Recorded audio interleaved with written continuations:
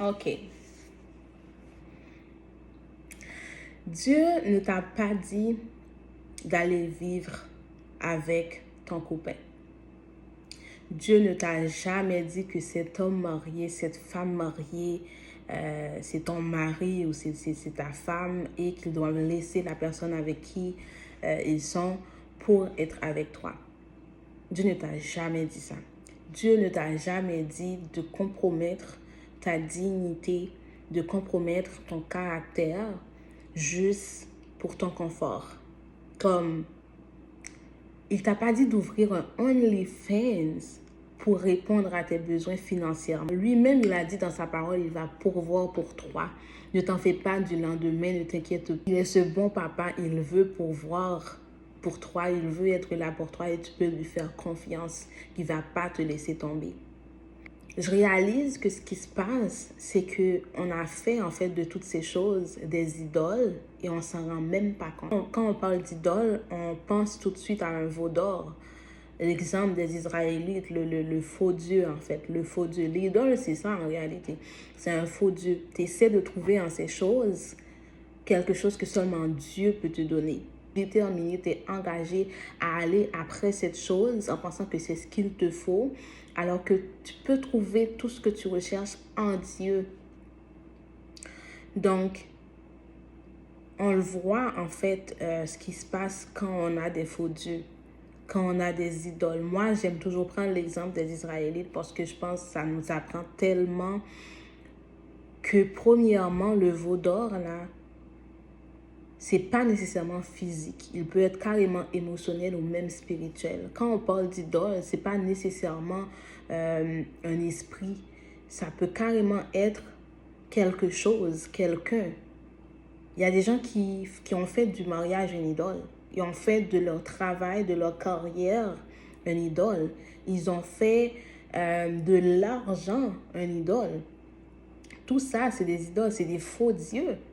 Parce que tout ce qui n'est pas le vrai Dieu, c'est un faux Dieu. Comment Dieu, il va te dire d'aller vivre avec ton copain alors que dans sa parole, l'impudicité, c'est le seul péché qui nous dit de fuir. La Bible, la parole nous dit, fuyez l'impudicité. Est-ce que vous avez déjà pensé à cela? Comme tous les autres péchés, là et tout, Dieu il nous dit, résiste à la tentation. Il résiste l'ennemi, il va fuir. Résistez, résistez, résistez, crucifiez votre chair. Mais l'impudicité, la Bible dit, fuyez l'impudicité. Comment est-ce que ça va s'aligner avec Dieu qui te dit, va vivre avec ton copain? Comment? C'est pas Dieu qui t'a dit ça. C'est parce que au fond de ton cœur, tu désires tellement ça que tu as donné déjà à cette chose, à cette relation, à cette personne, la première place dans ta vie au lieu de Dieu parce que tu penses qu'il peut te donner quelque chose que Dieu ne peut pas te donner. Donc non, Dieu ne t'a pas dit d'aller vivre avec ton copain. Déjà, c'est prévisible, là, quand tu aimes quelqu'un, naturellement, ton corps, il va réagir et tout. Tu vas vouloir de ça. C'est quoi tu vas faire? Tu vas dormir dans le même lit pendant combien de temps, puis il va jamais rien se passer? Tu peux pas faire confiance à ta chair. Tu peux pas compter sur ta chair. Comme tu peux pas aller, Dieu va jamais te dire de faire quelque chose qui contredit sa parole.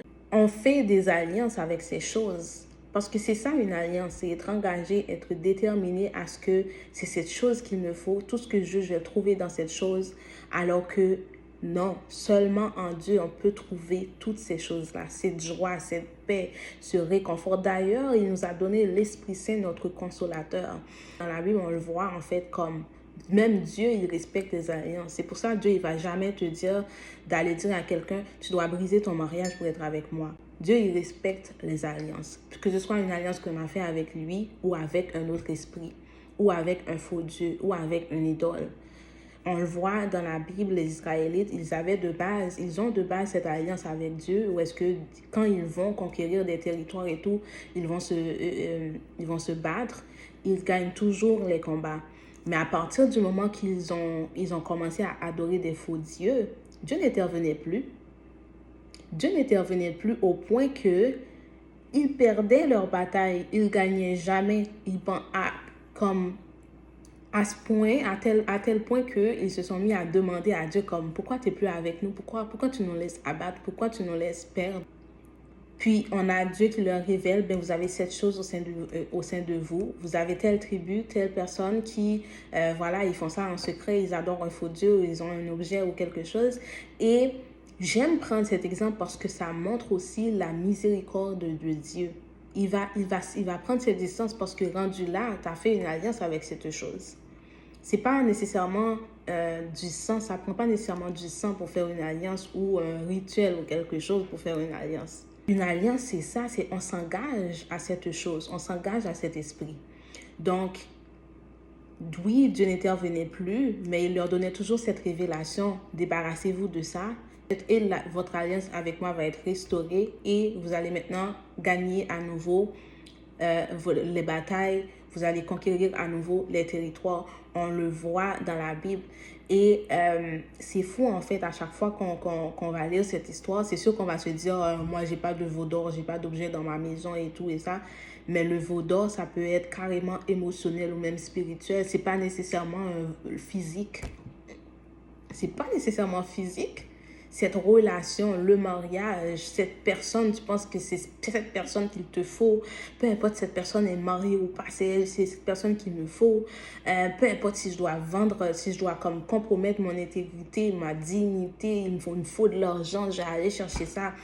Toutes ces choses, c'est carrément des veaux d'or, c'est des idoles, c'est des faux dieux et il revient à nous de nous en débarrasser. Donc, la miséricorde de Dieu durera toujours. Ok, sa miséricorde, sa bonté se renouvelle à tous les matins. Il revient à nous de s'en repentir, de demander pardon à Dieu et de restaurer notre alliance avec Dieu, de revenir à Dieu. Reviens à Dieu, il va tout faire, il va te combler.